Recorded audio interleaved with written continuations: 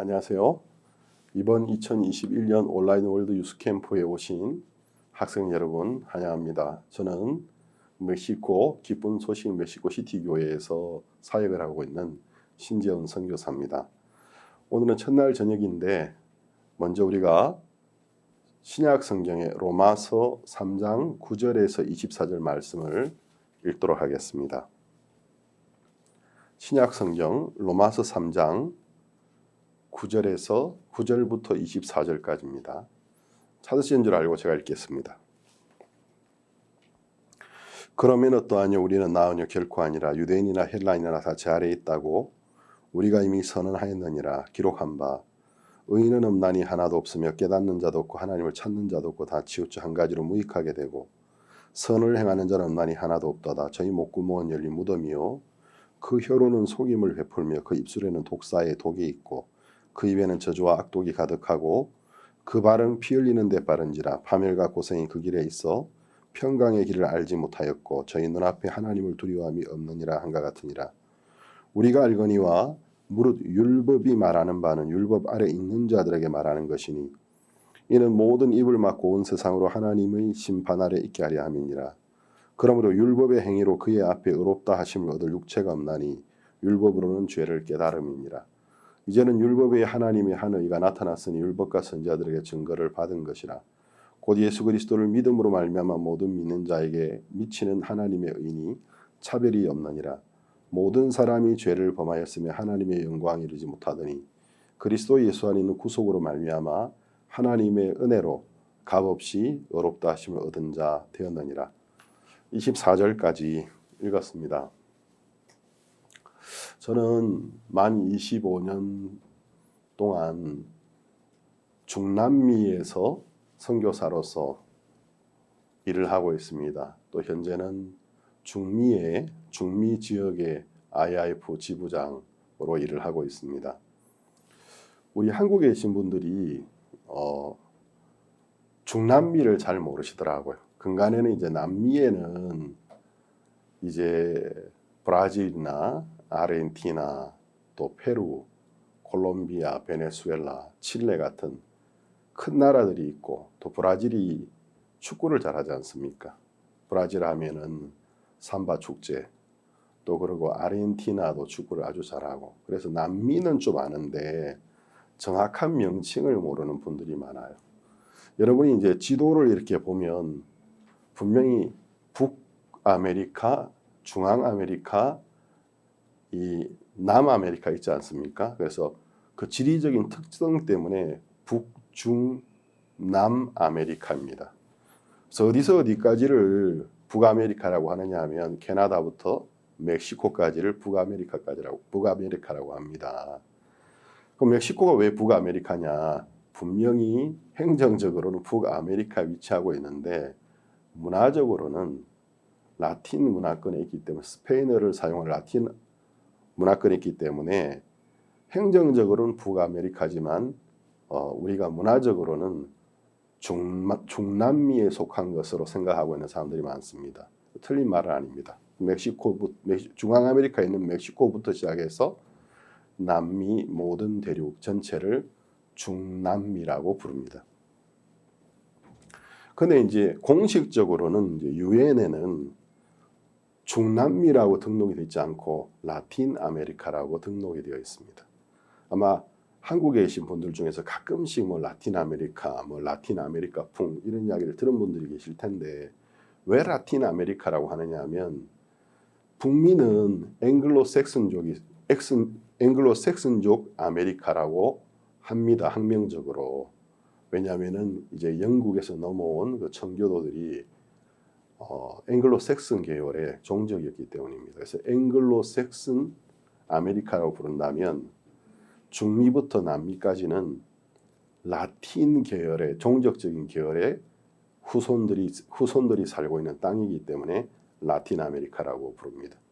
그래서 이제 학명적으로는 북미는 앵글로색슨 아메리카, 중남미는 라틴 아메리카라고 합니다. 라틴이라는 것은 라틴 계열의 인종은 사실은 스페인어권만 그런 것이 아니라 스페인어권, 그러니까 유럽에 있는 스페인, 그리고 중남미, 그리고 아프리카 몇몇 군데에 있는 스페인어 나라들, 그리고 포르투갈, 유럽에 있는 포르투갈, 또 남미 대륙의 거의 절반을 차지하고 있는 브라질, 그 외에 아프리카의 몇몇 포흡권 나라들이 라틴에 들어갑니다. 그리고 프랑스와 이탈리아도 라틴 문화권입니다. 그래서 이제 라틴 하면 이제 이런 학문적인 지식이 좀 있는 사람들은 어떤 인종을 지칭하는 것인지 알 수 있는데, 이런 이유에 의해서 중남미를 라틴 아메리카라고 합니다. 여러분이 라틴 아메리카를 좀 아시면 좋겠고, 이제 그래서 라틴 아메리카면 중남미 이렇게 인식하시면 되고요. 그래서 어떤 분들은 중남미를 이야기할 때 남미 하는데, 멕시코 사람 이야기하면서 남미 사람이라 하는데, 그건 여러분 조금만 생각해 보시면 그게 조금 무식한 이야기라는 거 금방 아실 수 있겠죠. 그래서 멕시코는 행정적으로 북미, 문화적으로는 중미, 이해를 쉽게 하기 위해서 그냥 중미라고 여러분이 개념을 잡으시면 됩니다. 그래서 멕시코 사람 이야기하면서 남미 사람이라고 말하면 이건 사실 맞지 않는 겁니다.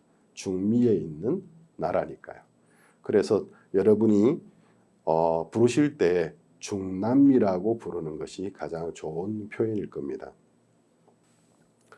이 중남미 대륙은 총 면적 한반도의 약 93.5배에 달하는 아주 큰 면적을 차지하고 전 세계 15%를 차지하고 있고요. 33개국의 국가들이 중미와 남미에 있습니다. 그리고 인구는 6억 4천 명 정도로 전 세계 인구의 8.7% 정도를 차지하고 있습니다. 여러분이 스페인어를 배우시면 전 세계의 약 9%에 달하는 인구가 쓰는 언어를 여러분이 쓰시게 되셔서 미국부터 시작해서 중남미, 유럽의 스페인 어디를 가든지 여러분이 의사소통에 어려움이 없을 겁니다. 스페인어 공부 많이 하시면 여러분 앞으로 장래에도 굉장히 좋을 겁니다. 그리고 이제 인종적인 이야기를 좀 하고 싶은데, 왜 브라질 삼바 축제, 삼바 축구 이런 말을 쓰느냐 하면, 그건 이제 인종적인 것에서 나온 말인데, 처음에는 이제 유럽의 스페인이 넘어와서 이제 이 땅을 정복했지 않습니까? 물론 토속인들이 살고 있었죠. 그 원주민들을 아메린디오라 합니다. 인디오라는 원주민과 아메리카는 말이 혼합인데 아메린디오들이 살고 있었는데, 스페인 사람들이 넘어왔고 나중에는 이제 포르투갈도 넘어오고 뒤늦게는 네덜란드, 영국까지 들어왔는데요. 주로 스페인 계열이 있기 때문에 스페인 백인들이 들어와서 아메린디오 원주민의 여자들과 결혼을 하면서 자녀들이 태어났어요. 그리고 스페인 사람들이 중남미에 살면서 또 같이 들어와 있는 스페인 사람들과 결혼을 했는데, 그래서 이 중남미 땅에서 태어난 스페인 계열의 사람들을 그리올료라고 부릅니다. 그리올료라고 부르는데, 스페인 사람은 스페인 사람, 백인은 백인이지만 중남미 대륙에서 태어난 사람을 그리올료라고 합니다. 근데 그 그리올료, 중남미 땅에서 태어난 백인이 중남미에 원래 살고 있었던 아메린디와 결혼해서 태어난 이제 인종을 메스티조라고 부릅니다. 혼혈을 말하죠. 메스티조. 맥인과 인디오의 혼혈입니다. 그리고 이제 나중에 시간이 이제 흐르면서 많은 노동 때문에 그 인디오들이 견디지 못하고 많이 죽고 인구가 감소하면서 노동력의 필요에 의해서 아프리카에서 이제 노예들을 데리고 왔습니다. 그래서 그 노예들이, 아프리카 출신의 노예들이 중남미에서 원래 그 아메린디와 결혼해서 태어난 사람들을 뭐라고 부르냐면은 삼보라고 부릅니다. 그래서 여기에서 삼바 축제, 삼바 축구. 그래서 브라질 사람들은 아프리카인의 그 유연성과 또 아메리카의 아메린디오의 강인함이 합쳐져서 아주 강하면서도 부드럽다라는 거죠. 그래서 브라질 사람들이 화려한 기술로 축구를 할 때 삼보 축구입니다. 이렇게 이야기를 하는 겁니다. 그리고 이제 그 메스티조와 아메린디오가 결혼해서 자식을 놓았는데 그것을 이제 물라토라고 부릅니다. 인종적으로는 이제 이런 인종들이 살고 있습니다. 이 정도면은 제가 이제 학생 여러분들에게 중남미의 개요를 좀 간략하게 설명을 한 것 같습니다. 제가 이제 좀 개인적인 이야기들 좀 하고 싶은데요. 저는 1993년도와 95년 8월에 약 각각 한 달씩 제가 95년 12월에 선교사로 파송되기 전에 먼저 남미를 방문하는 그런 기회가 있었습니다. 참 쉽지 않은 기회인데 제가 이제 93년 7월 달쯤에 선교회 본부에서 연락이 와가지고 여권을 만들어서 8월 달에 남미 파라과이를 좀 다녀오면 좋겠다. 그래서 급히 제가 이제 여권을 만들어서 93년 8월 달에 다른 목사님 한 분과 함께 처음으로 비행기를 너무 오랫동안 탔죠. 제가 그전에는 사실 일본도 여행한 적이 없었는데 비행기를 처음 탔거든요. 비행기를 타니까 비행기 여행을 많이 안 해본 분들은 꼭 창문가에 앉으려고 하거든요. 그리고 이제 비행기 여행할 때 좋은 옷을 입고 가려고 해요.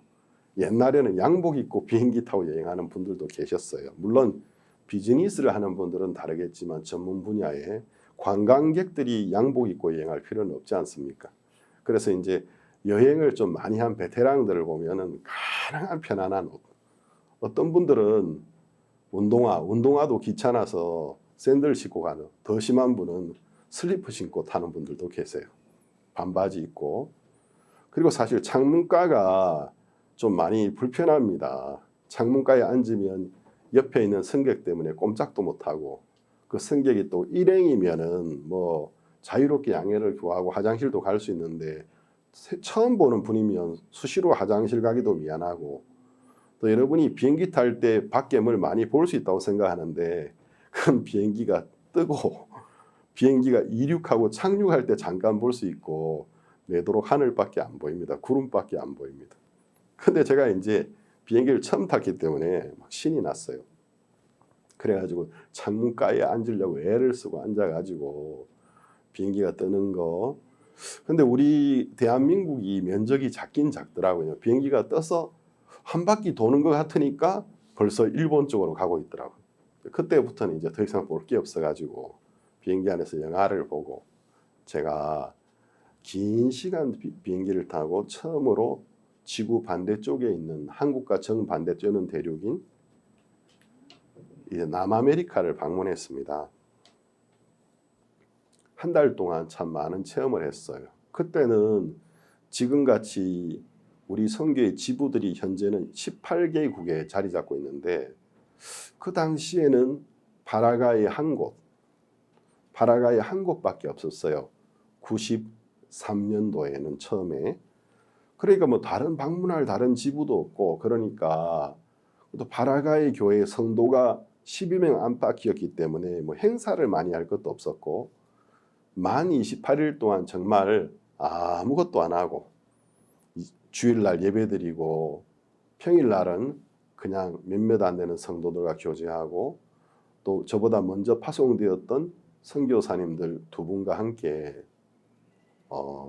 길을 걸어 다니면서 사람들과 이야기, 시장도 가서 물건도 사보고 고속버스를 타고 장거리 여행도 해보고 그런 시간을 보내었습니다. 그리고 1995년도에도 똑같이 8월 달에 한번 남미를 다녀오라고 해서 그때도 한 달간 다른 목사님과 파라과이, 남미 국가 파라과이와 아르헨티나를 방문하고 돌아왔어요. 아마 우리 기쁜 소식 선교의 선교사님들이 굉장히 많지만 제가 좀 특별한 경우가 아닌가 싶습니다. 그리고 그해 95년 12월 성탄절 크리스마스 전에 선교사로 제가 남미 파라과이 수도인 아순시온으로 파송되었습니다. 제가 이제 93년도에 처음 파라과이를 방문했을 때라고 생각이 되는데요. 그때 이제 제가 디모데오라는 그 형제님, 집을 방문했어요. 지금 화면에 나오고 있는 사진에 나오는 오른쪽 사진에 나오고 있는 제 옆에 서 있는 저기 제가 이제 파란 잠바 입고 있는 저 젊은 청년이 접니다. 지금보다 훨씬 날씬했죠. 지금은 좀 살이 쪘는데 저 디모데오라는 형제가 그 바라가의 수도인 아순시온 그 아주 빈민들이 사는 동네에 살고 있었는데 원래는 정부 땅인데 시골에 있는 농민들이 무단으로 올라와서 점거해서 야 우리도 땅 좀 줘라 하고 정착촌을 만들었습니다. 제가 이제 저 동네를 방문했을 때 받은 인상이 굉장히 컸어요. 왜냐하면 그 왼쪽의 사진처럼 저분은 디모데오가 아닙니다. 디모데의 이웃분인데 나무 막대기를 4개를 이렇게 꼽아놓고 정사각형으로 그 다음 천이나 비닐 같은 것으로 한 바퀴를 돌려요. 그리고 바닥은 그냥 그대로 흙입니다. 지붕도 쓰레기 봉투 위에 쓰는 거 까만 비닐 있지 않습니까? 그 비닐로 한번 덮으면 그게 집입니다. 사람들이 그렇게 살고 있더라고요.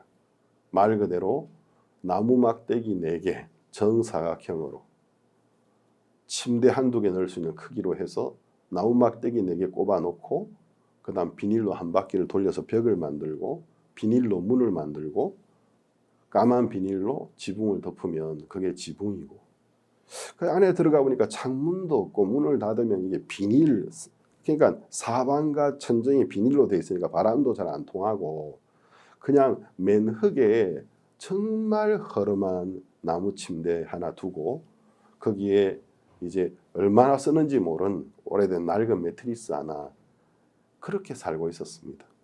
그래서 이제 밥은 장작을 주워서 밖에서 하고 화장실은 이제 없었기 때문에 거기 있는 정착촌 사람들끼리 공용 화장실을 한 2개 만들어 놓고 줄을 서서 화장실을 쓰고 있었습니다.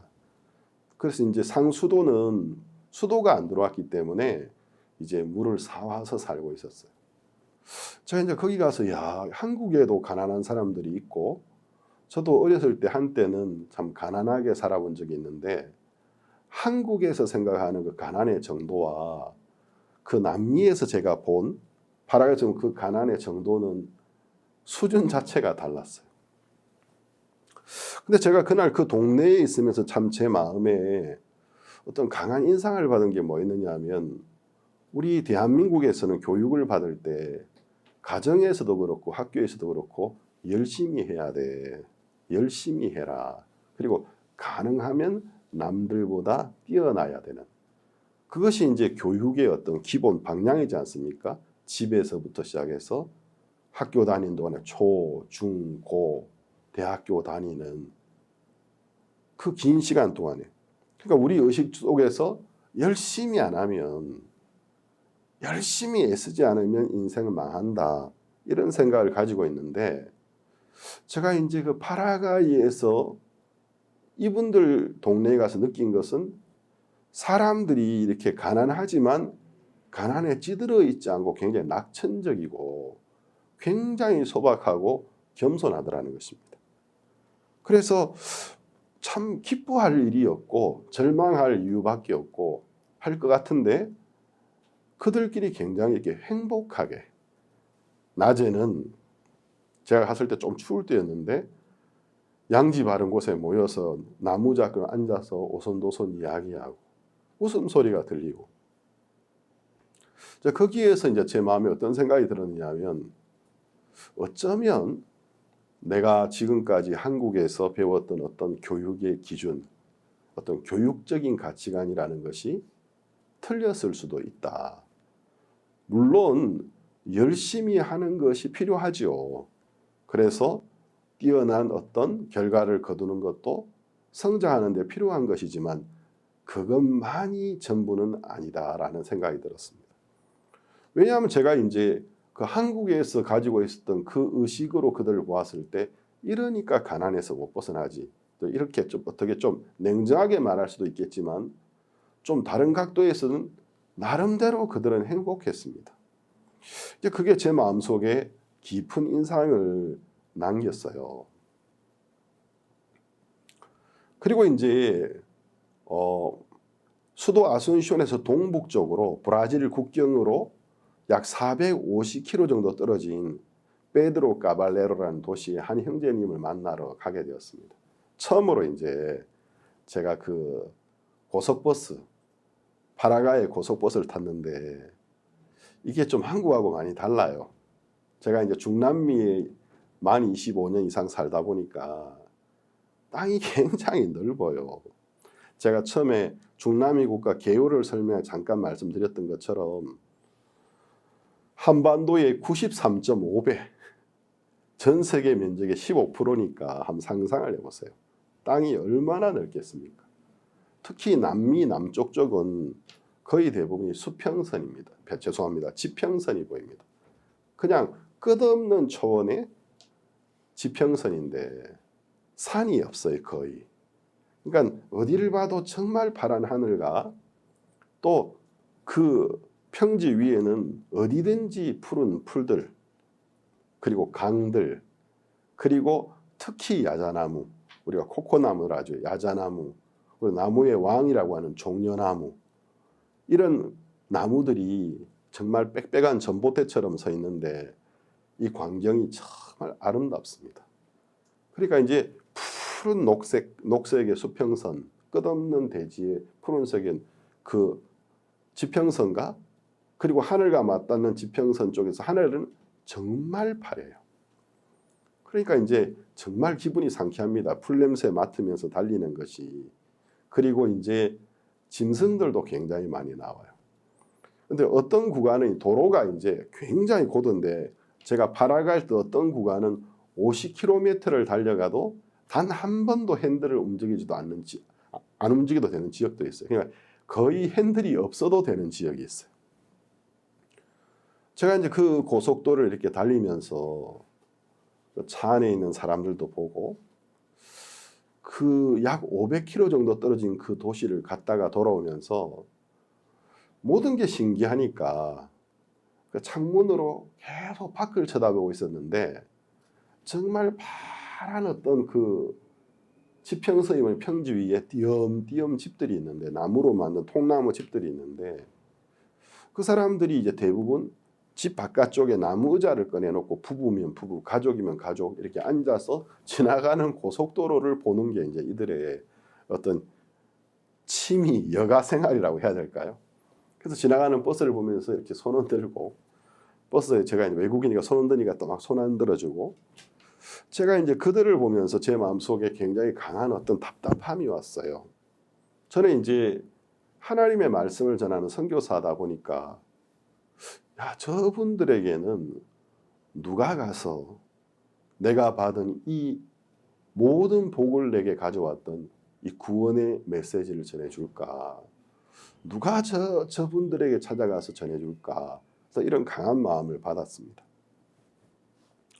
또 한 번은 제가 이제 아르헨티나의 수도 부에노스아이레스를 갔는데 이제 그때 저와 동행한 목사님과 함께 피부가 이제 좀 건조하고 햇볕이 강하다 보니까 우리가 로션을 안 가져가 가지고 피부가 막 아침인데 막 배짱 마르고 얼굴에 각질이 막 떨어지고 보기 흉했어요. 이제 그분하고 의논을 해가지고 그때는 선교사님이 마침 스페인을 할 줄 아는 선교사님 마침 안 계실 때였는데 용기를 내서 우리 둘이 한번 슈퍼마켓에 들어가 보자. 우리 둘 다 이제 스페인을 전혀 못합니다. 들어가서 물건 사는 거니까 보고 고르면 되니까 화장품 코너로 갔습니다. 그래서 여기 로션을 하나 고르자, 로션. 그래서 찾다가 그 향기도 괜찮고 뚜껑을 여니까 뭐 스페인어로 적혀 있으니까 무슨 말인지 모르겠는데 향기도 상당히 좋고 로션은 로션인데 이게 딱딱한 스틱인 거예요. 그래서 이 나라 로션이 참 특이하네. 그래서 그것을 샀습니다. 그리고 이제 나와서 도로 중앙에 국도변의 중앙에 예쁜 공원이 조성되어 있는데 공원에 앉아 있었어요. 벤치에 앉아가지고 서로 간에 서로의 얼굴에 그 로션을 스틱 로션을 발라주고 있었습니다. 그러니까 이제 그냥 이렇게 액체로 손에 이렇게 뿌려서 바르면 되는데 여기는 중남미, 이 남미는 로션도 특이하네. 그러면서 이제 그 스틱 로션으로 제가 그 목사님 얼굴에 목사님 좀 바르다가 야 아프다 그러면서 그만해라 내가 너 발라줄게. 근데 이제 그 산책하는 사람들이 굉장히 많았는데 사람들이 지나가다가 막 배를 잡고 그냥 배꼽 빠질 듯이 웃으면서 가는 거예요. 막 뭐라고 하는데 무슨 말인지 못 알아듣겠고 우리 둘이는 이제 진지하게 이상한 사람들 외국인을 처음 봐서 그래. 여기 외국인이 특히 아시아 사람 별로 안 오는가 보다. 그래도 우리는 종교를 계속하자 이래가지고 그 목사님 제 얼굴에 막 꼼꼼하게 막 야 이거 잘 안 된다 자꾸 각질이 벗겨지고 그러고 있었습니다. 나중에 알고 보니까 그 당시는 한국의 화장품 문화가 요즘처럼 이렇게 발전했지 않았기 때문에 그게 데오드란트라고 겨드랑이 냄새 제거제 있지 않습니까? 그 중남미 사람들은 그게 옛날부터 발전해 있었는데 둘이서 멍청한 아시아 사람 둘이서 스페인어를 전혀 할 줄 모르는 사람 둘이서 슈퍼마켓에 가서 데오드란트를 하나 사가지고 서로 얼굴에다가 열심히 그것도 많은 사람이 산책을 하고 있는 공원 벤치에 앉아서 당당하게 발라주고 있었던 겁니다. 제가 이제 나중에 그 사실을 깨닫고 얼굴이 뜨끈뜨끈하더라고요. 그 아르헨티나 사람들이 웬 한국 사람 2명이서 벤치에 앉아가지고 나이가 좀 든 사람, 젊은 한국 사람 얼굴에다가 데오드란트를 열심히 바른 거 보면서 저 사람들 지금 무슨 장난치나 농담하나 그러지 않았을까. 참 우리가 정말 그랬습니다. 또 한 번은 이제 제가 파라과이 선교사가 되고 난 다음에 태윤섭 장로님이라는 분이 복음을 듣고 구원을 받으셨는데 이 장로님은 어떻게 한국에서 지구의 정반대쪽에 있는 남미 대륙의 파라과이에 이민을 오신 적에 이야기를 해주셨어요.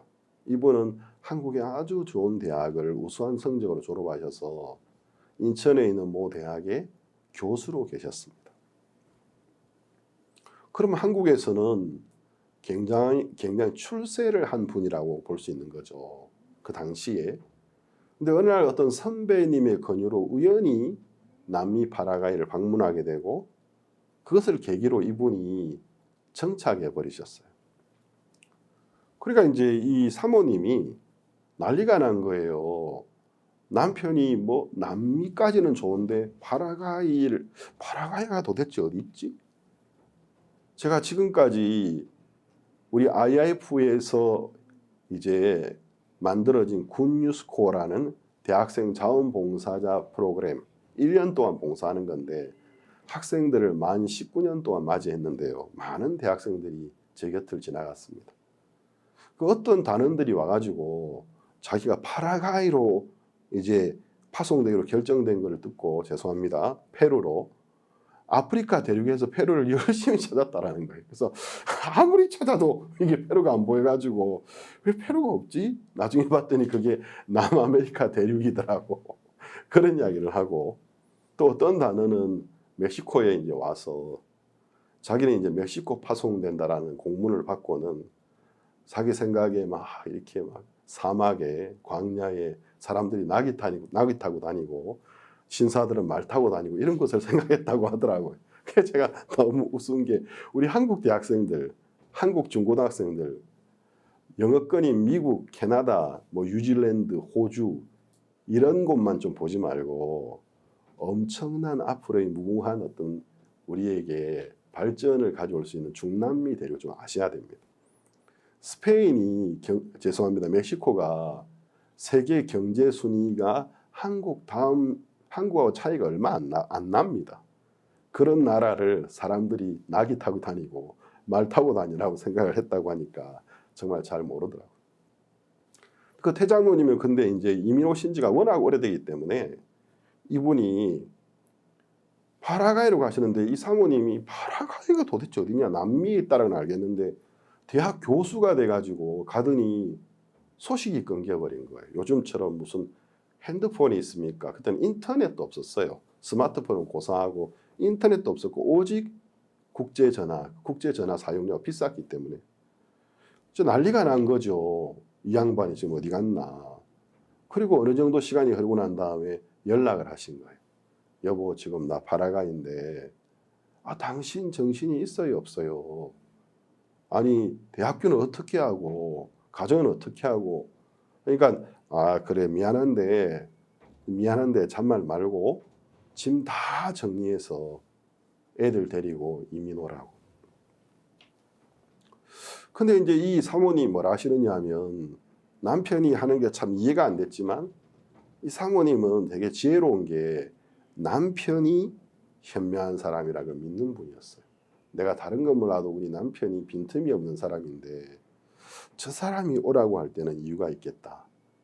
그래서 이분이 집안을 다 정리하고 자녀 둘을 데리고 파라과이로 이민을 가신 거예요. 참 특이한 어떤 경험을 가지고 있는 분들이었습니다.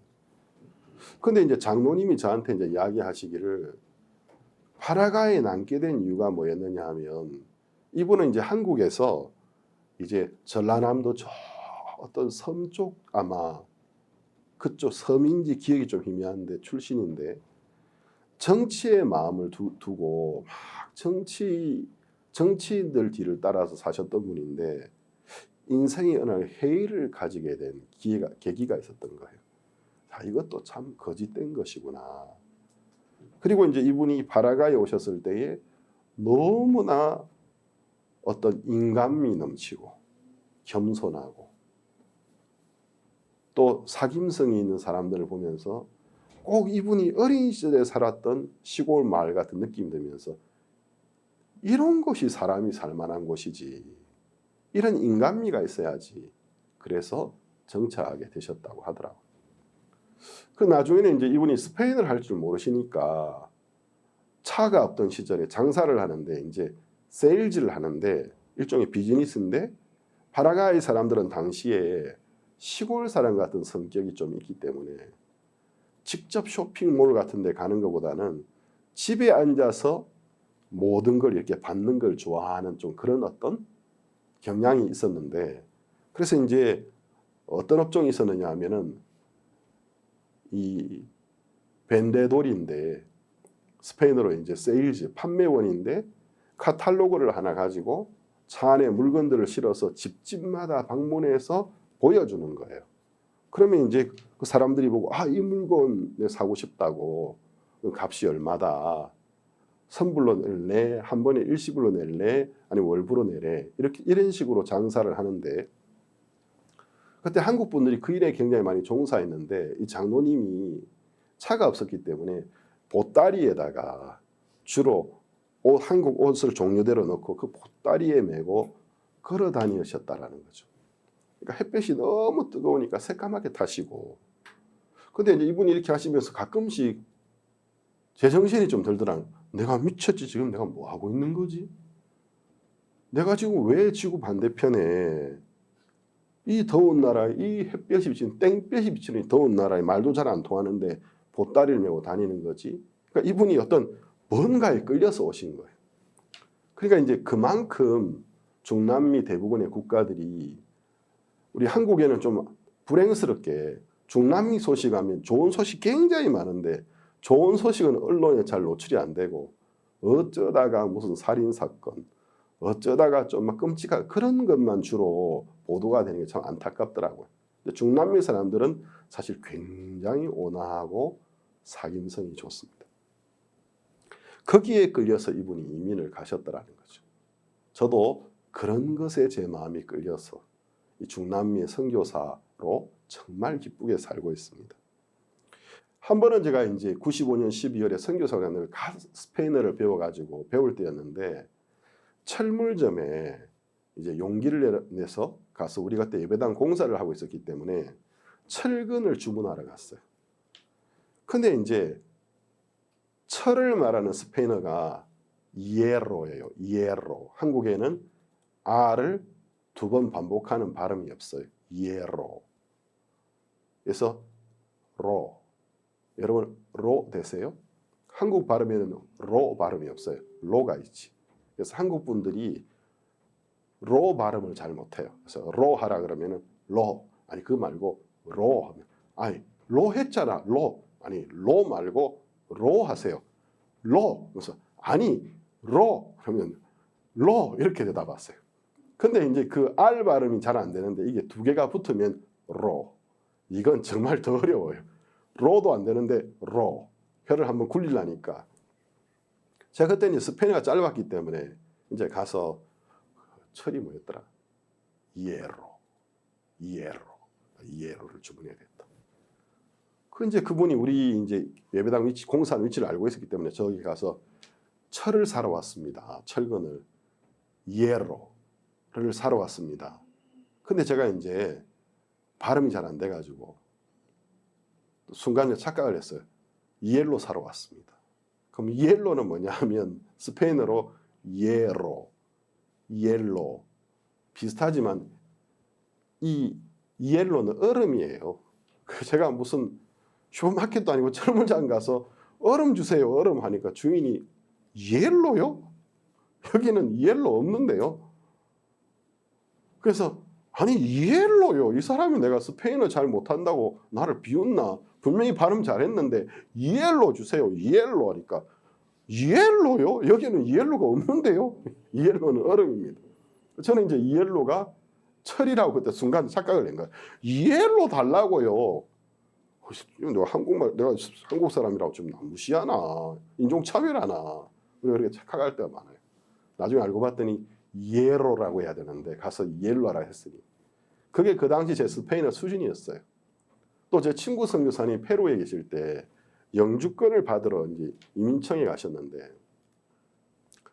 그래서 이제 어떤 그런 카드 같은 신분증을 까르네라고 발음합니다. 이제 그분이 이제 어떤 사무실에 방문했다가 실수로 어떤 봉지하고 저희 가방과 함께 신분증을 두고 나오셨다가 나중에 깨달은 거예요.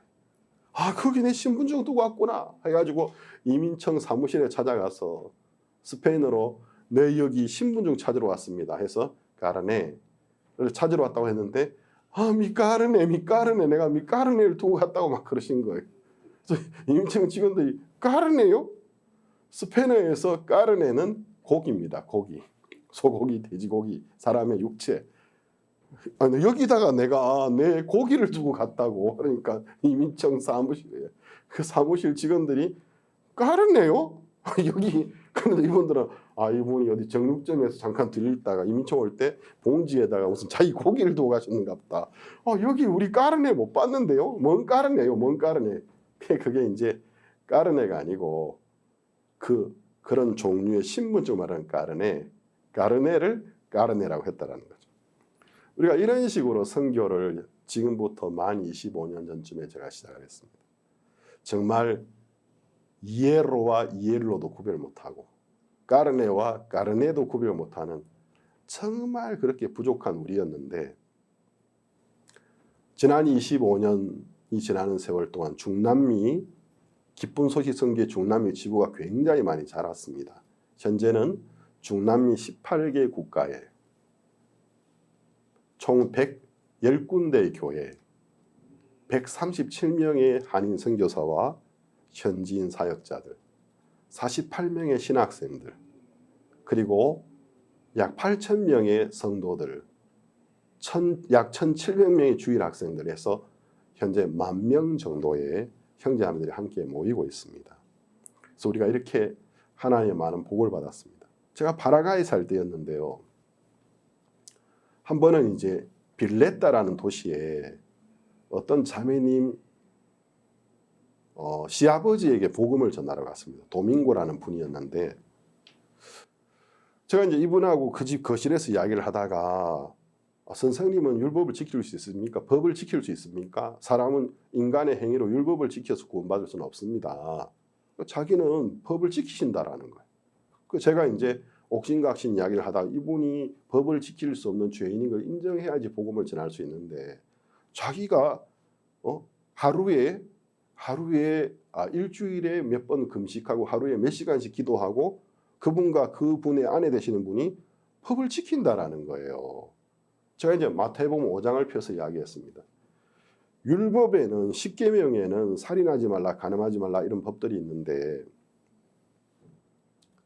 여기 마태복음 5장에 보면은 겉옷을 달라는 자에게 속옷도 주고 달라고 하는 자에게 거절하지 말라고 주라고 되어 있습니다. 지킬 수 있습니까? 이분이 지킬 수 있다고 막 우기는 거예요. 그러니까 제가 이제 그때 젊은 28세의 젊은 선교사였기 때문에 그러면 제가 달라 하는 거 다 줄 수 있다 이거죠? 아, 예.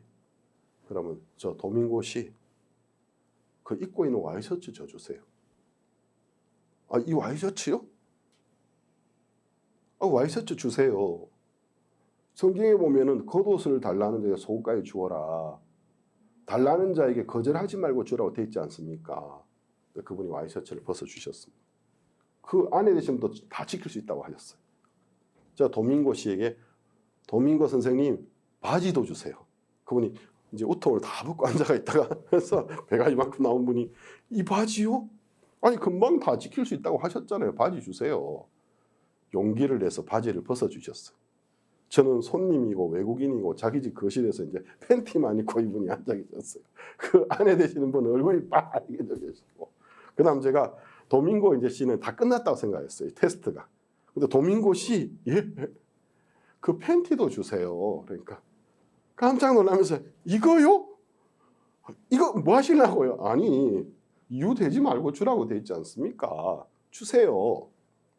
저기 제 옷장에 깨끗하게 빨아놓고 있는데 그거 드리면 안 될까요? 아니요, 그거 주세요. 저는 그게 좋습니다. 성경에 기록되어 있잖아요.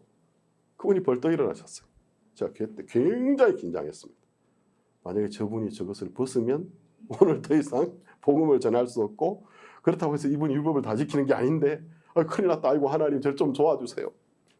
도밍고 씨가 저를 이렇게 딱 쳐다보시더니 두 손을 벗을 자세로 손에 딱 허리 대셨어요. 아이고 하나님 기도하는데 갑자기 NO! 안 됩니다. 이것은 마지막 옷이기 때문에 벗을 수가 없습니다. 항복하셨어요. 그리고 이제 저 옆에 있는 그 사모님에게 이제는 아주머니 차례인데, 그러니까 저요? 저는 겉옷도 벗을 수가 없습니다. 그래서 두 분이 그날 율법을 지킬 수 없는 사실을 인정하고 복음을 듣고 구원을 받으셨습니다. 오늘 이걸 로마서 3장에 보면은 9절에서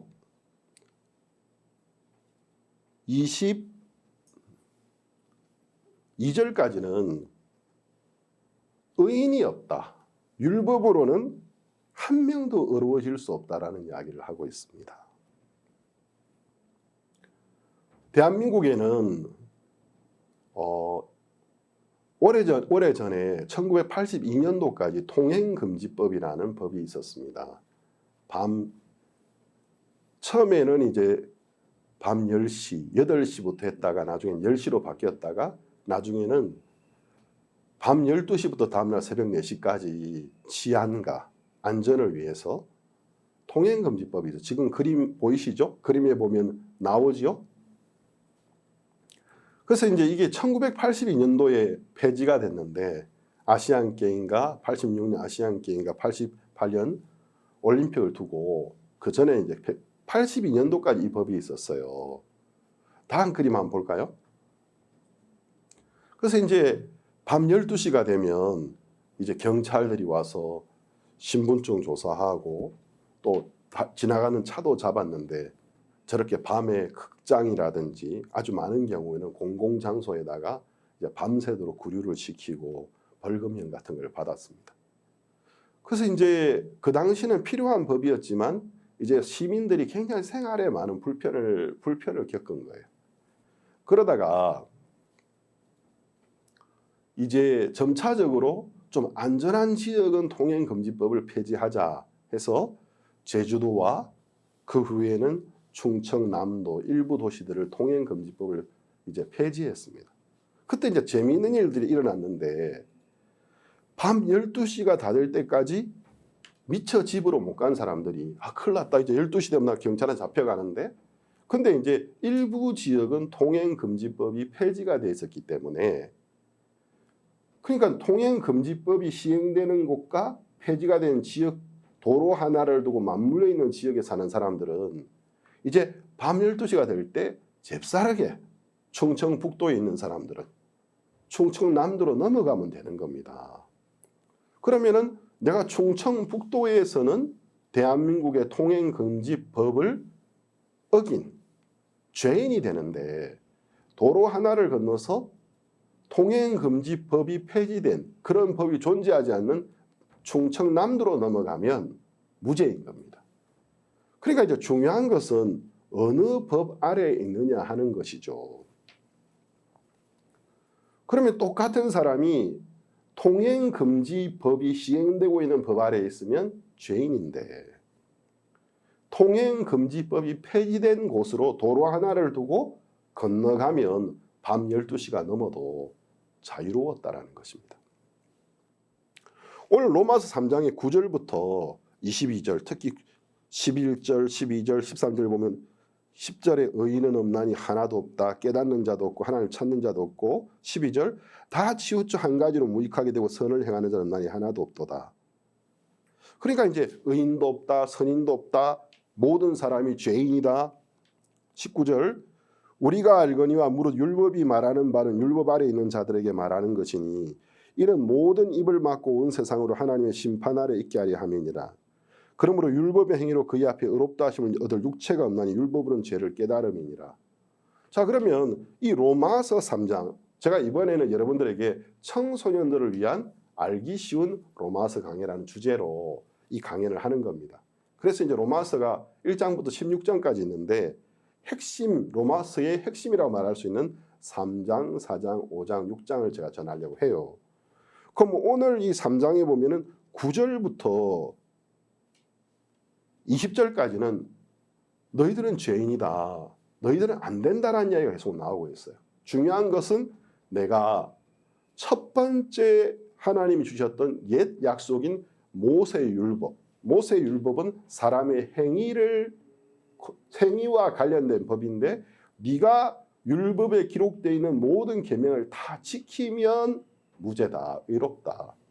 그러나 다 지키지 못하고 이 계명을 어기면 죄인이다 하고 그 사람을 정죄, 죄인으로 정하고 고발하고 그 형벌을 받게 하는 법이었다라는 거죠.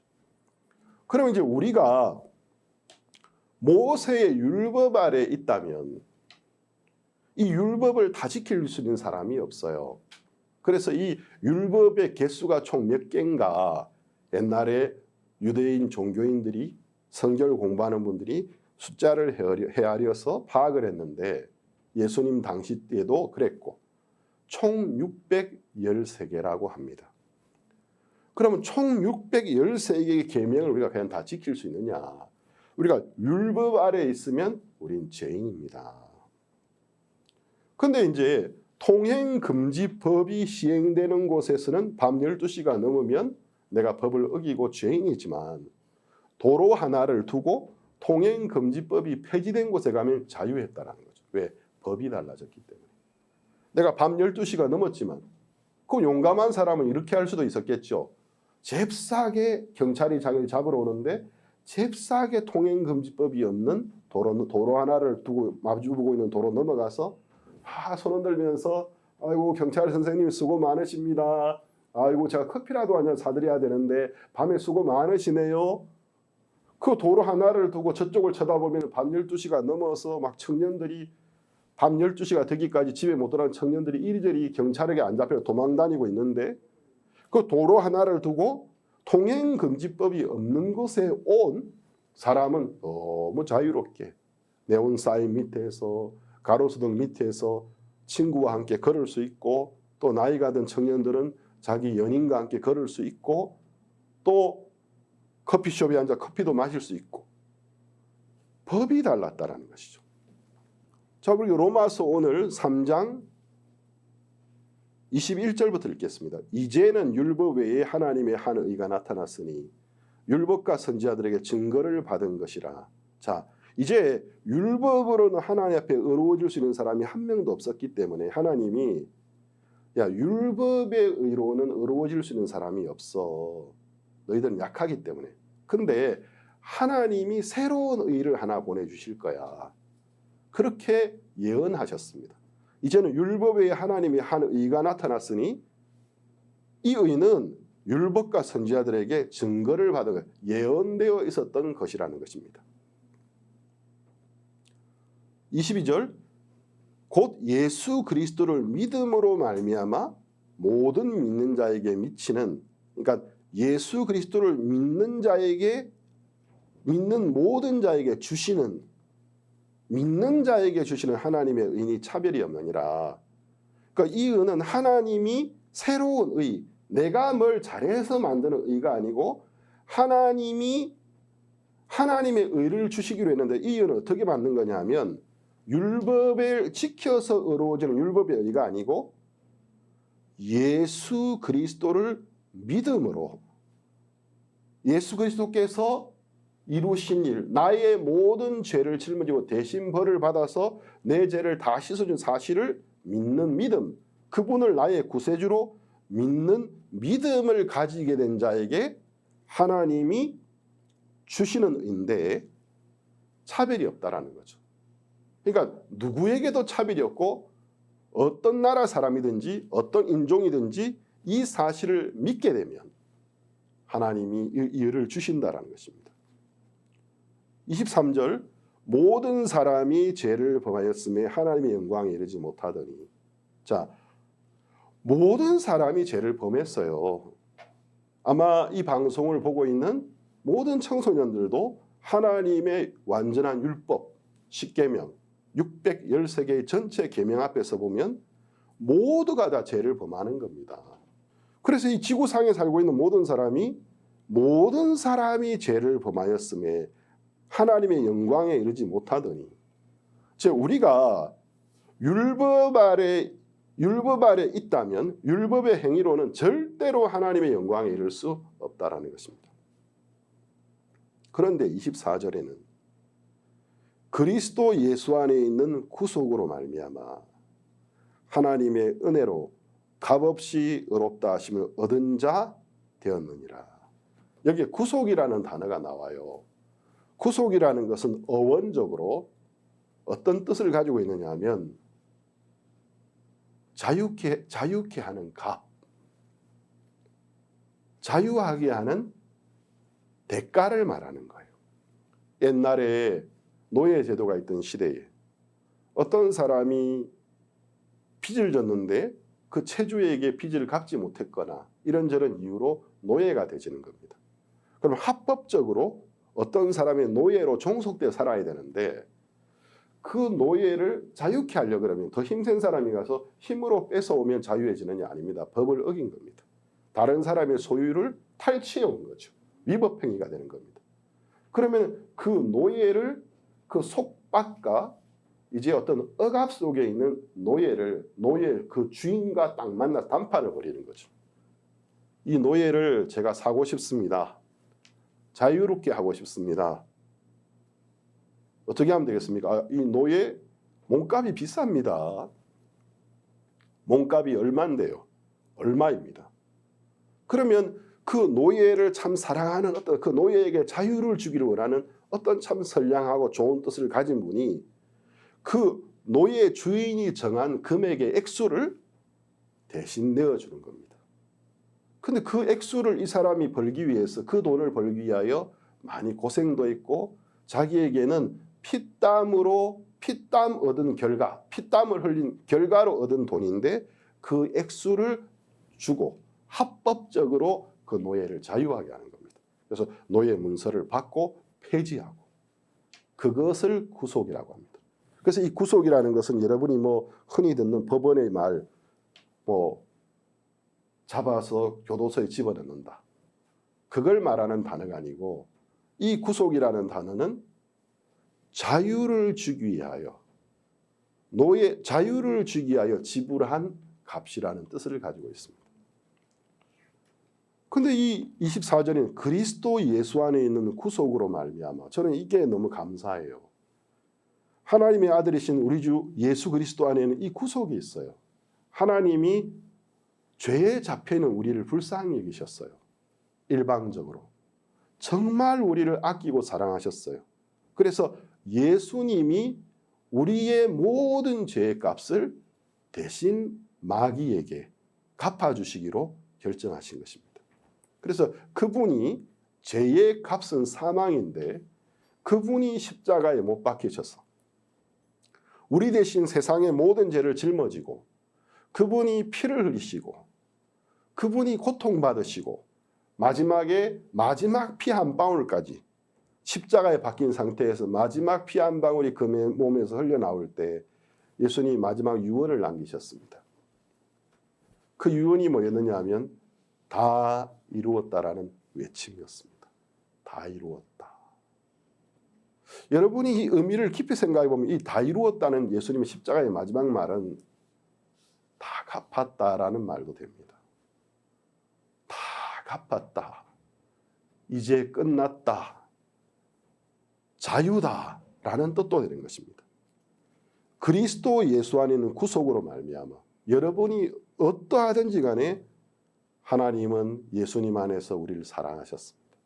그래서 우리의 모든 죄 때문에 여러분과 나의 모든 부족과 모든 죄 때문에 예수님을 보내셨고 예수님이 이 모든 죄를 흔쾌히 짊어지시고 힘들고 어려우셨지만 십자가에서 다 이루었다.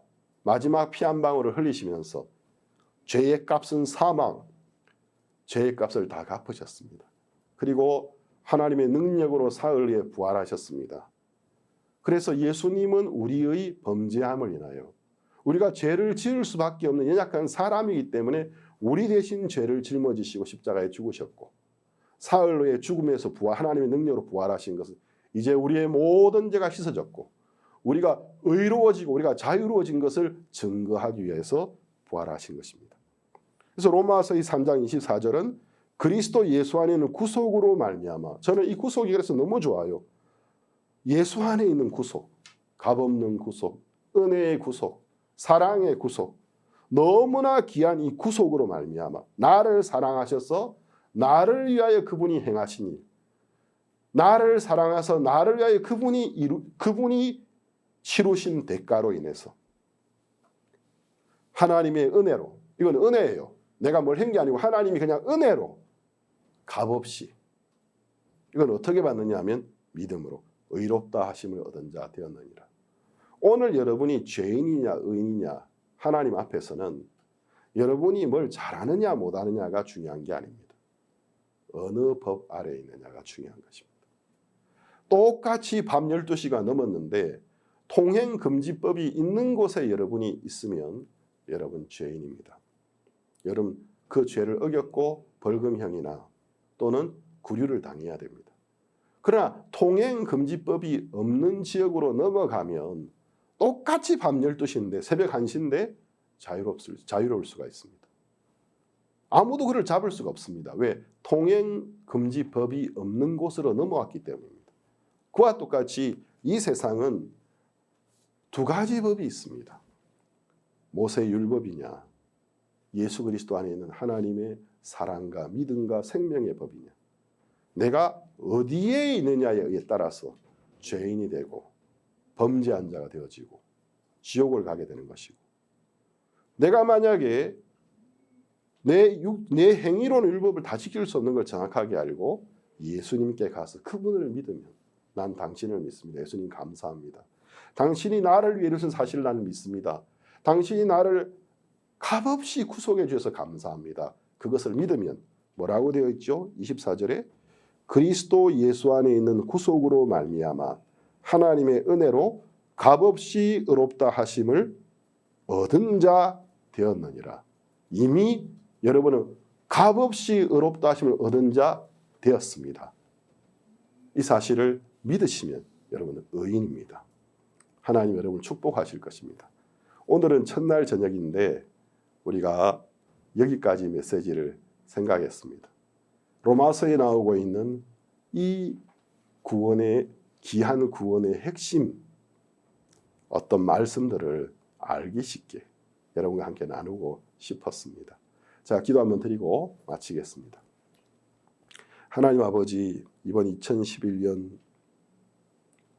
온라인 월드 유스 캠프를 개최하게 해주셔서 감사합니다. 팬데믹으로 해서 전 세계의 청소년들이, 학생들이 집에서 인터넷으로 공부를 해야 되고 또 자유롭게 활동을 할 수 없기 때문에 스트레스를 받는 학생들도 많고 어려운 학생들도 많은데, 하나님 우리가 이 기간에 또 함께 모여서 비록 인터넷상이지만은 같이 공연도 보고 같이 마음을 나누고 또 말씀을 생각할 수 있어서 감사합니다. 하나님의 유스 캠프를 축복해 주시고 로마서 속에 있는 이 놀라운 구원의 말씀이 참 쉽게 그러나 분명하게 우리 학생들의 마음에 세워지게 하시고 우리 학생들이 구원을 받고 또 하나님을 믿는 믿음이 마음에 세워져서 어디를 가든지 무엇을 하든지 하나님의 축복을 받게 해 주시옵소서. 예수님의 이름으로 기도하였습니다. 아멘.